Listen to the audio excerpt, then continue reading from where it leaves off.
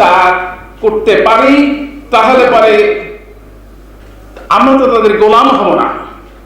ইসলাম কাউকে গোলাম বানায় না। ইসলাম মানুষকে মাথা উঁচু করে দাঁড়ায়।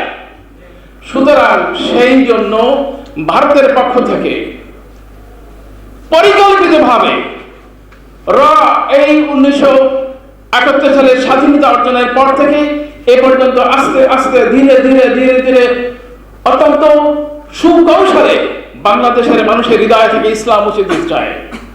তার কারণ আমরা গল্প বলেন না, প্রাণ ভোমরা সমুদ্র 13 নদীতে ওই সিন্ধুকে প্রাণ ভোমরা নিহিত আছে।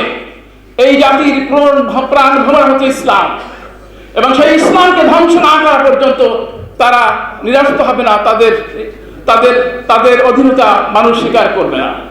আপনাদের মনে থাকার কথা, এই নির্বাচনের আগে আমি অসংখ্যবার, আমার মতো সামান্য মানুষ কে কে বার্তা দেয়, কে পোষে, অসংখ্যবার বলেছি যদি এই নির্বাচনে শেখ হাসিনা জয়লাভ করে তাহলে পরে ভারতের অধীন হয়ে যাবে দেশ, স্বাধীন থাকবে না।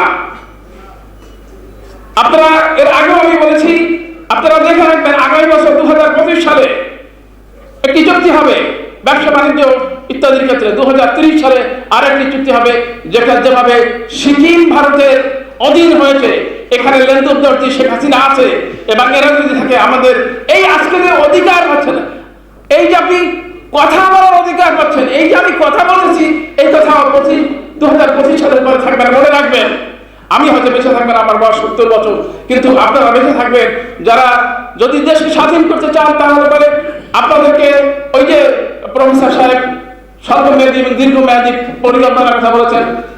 একটা পরিকল্পনা হলো নিজেরা বেসরকারি ভাবে নিজের সন্তানকে নিজেরা মানুষ, অর্থাৎ মসজিদ ভিত্তিক শিক্ষা ব্যবস্থা কায়েম করা, মসজিদ ভিত্তিক শিক্ষা ব্যবস্থা কায়েম করা, মসজিদ ভিত্তিক শিক্ষা ব্যবস্থা। এখন বাংলাদেশে এটা সহজ, এবং সমগ্র প্রায় দেশের সমগ্র মসজিদই এই আলেম ওলামারা কোরআন শরীফ শিক্ষা, সূরা কিরাত শেখায়, এটাকে জোরদার করা। এটা আপনাদের হাতের মধ্যে আছে, এটা আপনারা করতে পারেন। 1 নম্বর। 2 নম্বর হলো যে আপনারা এই শিক্ষা ব্যবস্থার বিরুদ্ধে, এই ব্যবস্থার বিপরীতে কি একটি শিক্ষা ব্যবস্থা কায়েম করতে চান শিক্ষকরা, ঢাকা বিশ্ববিদ্যালয়ের শিক্ষকরা তা বলেছেন।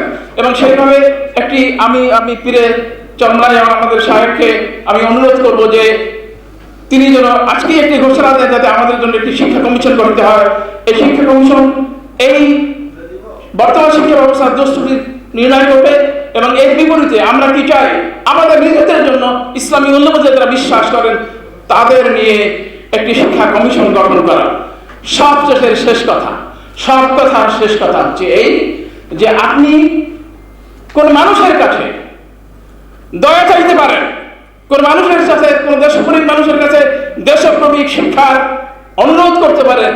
এই সরকার কোন অনুনয় বিনয়, কোন রকম উপদেশ উপরোধ এটার অপেক্ষা রাখে না।